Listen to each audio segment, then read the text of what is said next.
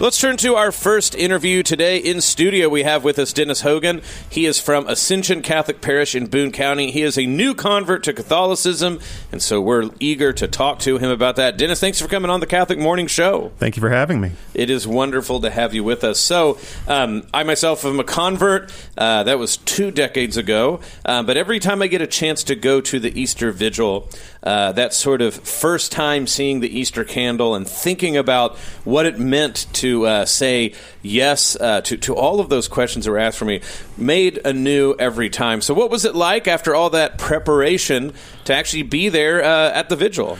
Kind of like I am now. I was kind of just frozen in place and incredibly nervous in front of everybody at the parish. So my priest, Father Tim, had to remind me to smile and look like I was enjoying it. But I was incredibly nervous, and I'm very happy to be part of the community. Oh, well, we are very glad to have you a part of the church. Now, if you don't mind giving us some of the background, so, as an adult convert, what went before in your life, and what was the thing that maybe, as it were, was that first string that started pulling your heart towards the Catholic faith? So generally, I've always kind of been largely secular throughout most of my life. I've dabbled in spirituality and faith practices a couple times. I visited other churches in the past, but always kind of got the impression that either I was somewhere above it intellectually and I didn't belong, or that something about it wasn't made for me in particular.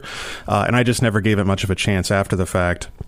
And then after the murder of Charlie Kirk, which was the instigating factor, but not the concluding factor, in the social media reaction that kind of had, there were a lot of people that were making celebratory videos and statements and a lot of very macabre kind of celebrations of what was a grisly event.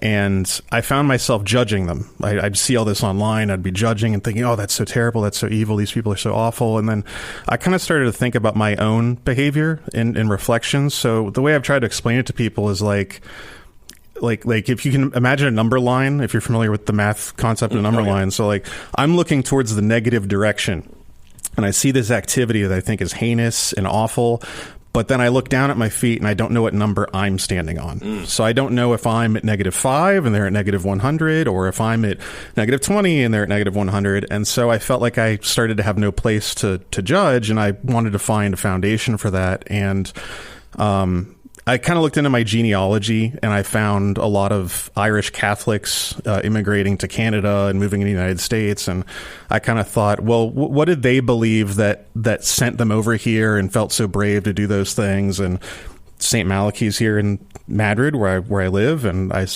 kind of on a whim just went in there to check it out and found that I thought everyone there was taking worship and faith seriously and seemed to really, strongly believe in something. And I kept going, and then it seemed as happenstance, OCIA was starting the following week, and so I got invited right away, and I kept going, and then gradually over a couple months, it became less about what that impetus was for me coming along and becoming more of a personal analysis and examination of conscience, as we say about going before reconciliation, but it really kind of became more of a personal thing than a reaction to world events, really. I got more like I was swimming in it, I guess. And I was really just chewing up so much content. I finally have read the Bible cover to cover. I'd never done that before. I'm chewing up church father material and stuff now. And I've found it so far to be much more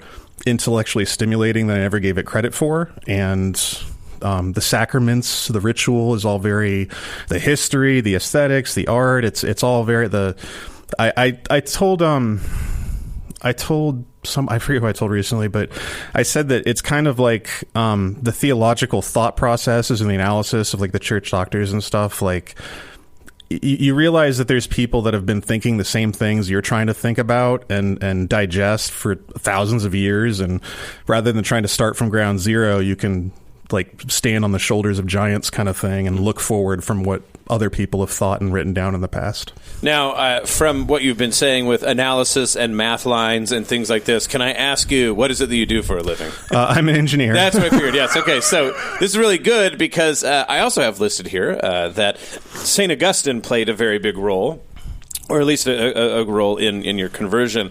And I immediately think of him in the Confessions doing two things that you've already talked about. On one hand, at one point, he decided not to be Christian because he looked down his nose at Scripture, because he, as a rhetorician, thought that it wasn't up to snuff compared to some of the other things. But then it was precisely like you said, this sort of triangulation, world events, personal things in his life, and reconsiderations he had, like you said, analysis of what that meant to stand on the shoulder of other people to see the world more clearly. I'm wondering if that is part of what running into Saint Augustine was like for you. Well, I found Confessions to be something that I saw myself in very much as I read it. So, the story of him stealing pears and just doing rambunctious things and getting in trouble with friends, like I've done those things, and so it was something I kind of identified with, and then. Another part of it that really stuck with me was he talks about a book that he wrote before he became Christian, and he dedicated the book to, I forget the guy's name, but some Roman rhetoricist, and he dedicated it to this person, and he writes this whole chapter, I think it's in book 4, he writes this whole chapter about how he's never met that person. He doesn't know who that person is. And of all the people in his life that contributed to his benefit and helped him grow and raise him or provide for him, all the things that he could have been thankful for, instead, he dedicated a book to a guy he's never met, and he says he only dedicated it to him because many other people seem to really like the guy, and he thought that, like, oh, well, if I show that I like them, then maybe people will think I'm cool too. Right. And so he kind of recognizes that before all things, you can be thankful to God and thankful to the people that have helped to bring you to the world, and something that I kind of took a lot out of that too. So a lot of this kind of introspective writing where he's discussing, of course, 2020 hindsight, looking back at his life, and I'm kind of doing the same thing. And I found a lot of myself in that. Not exactly. I'm in the modern day and not the 4th century, but yeah, I've seen myself in a lot of those writings, and I repeatedly find myself astonished at, like, here's this guy from 1600 years ago, and he's writing about something that I have a very close relationship with and understand, and we're separated by millennia, and it's very fascinating, yeah. Well, and I mean, one of the things, and I'm taking this from several people, Augustine gets sort of rendered as like Don Juan, who like lived this like, extreme life, but really what he was a careerist, and what he beats himself up the most, right, is that he was very concerned about his career, even stuff like having a concubine but not marrying her was because she was the wrong social class. And you start to see this where I think sometimes we make the saints exotic, but again and again with converts, what I constantly hear is that the saints are actually very close. Like, sure, they're great and to look up to, but again and again I hear with converts, and I know this was true with myself, is that you read the converts and you go, the saints, and you go, how is it that people of a different time are speaking to me now? Right. And that was something that was really alien, even in the sort of Christian traditions that I grew up in, for instance, that you just didn't get in the same way. And it's really hard to tell people until, as you say, you're a part of it yourself. Right. It's been very enriching. I'm at the very end of Confessions right now, and once I get done with that, I'm probably going to start trying to chew on City of God. So I've got a lot more reading to do. I mean, through this whole conversion process, there's no shortage of books that have been lent to me by various parishioners and others that I'm very thankful for. But I've got a lot of material to chew through, and Augustine was so influential, at least through this process, that I took that as my confirmation name as well. Perfect. And, so it's been, as I said, it's much more intellectually stimulating than I ever gave it credit for. Previous experiences dabbling in other faith traditions, I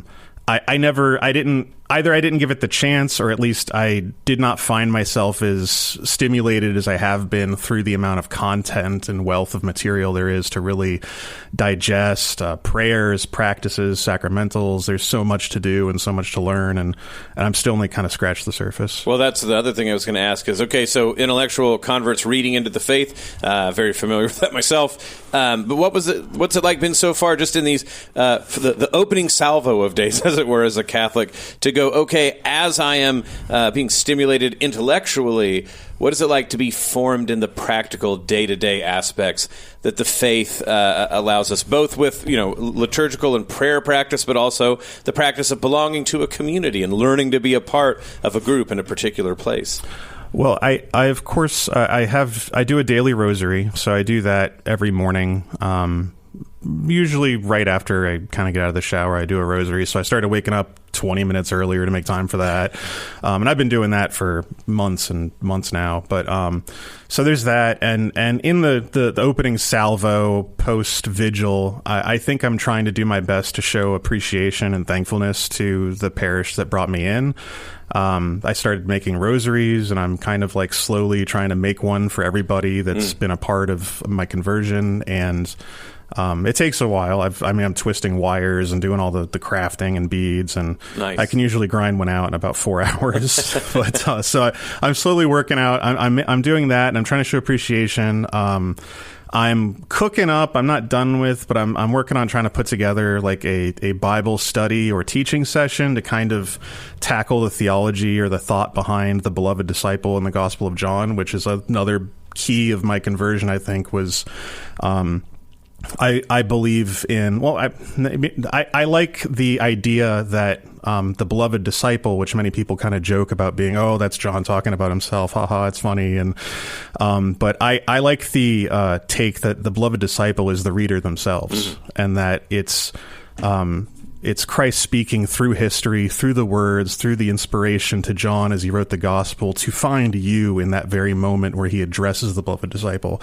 And so as the reader, I've placed myself in that role, and I can feel like I'm there in the history by allowing the anonymized role of the beloved disciple to kind of wrap me up like a blanket, and I just kind of go through it like that. Well, the good news I can tell you, my friend, is 2 decades into it, the whole Gospels, all of the Gospels, but particularly John, has many surprises and twists and turns, and you will not run out of things to see in the Gospel, and the Gospel of John will not run out of things to tell you. So it's all very exciting. It's wonderful to hear from you. Like I said, congratulations. Welcome home. But thank you for coming on the Catholic Morning Show. Dennis Hogan, Ascension Catholic Parish, Boone County, new convert to Catholicism, inspired by Saint Augustine, and we just wish you many blessings, like, of course, your whole rest of your life, but very much so in this new year. Thank you so much for coming on the Catholic Morning Show. Thank you much for having me again. We really appreciate it.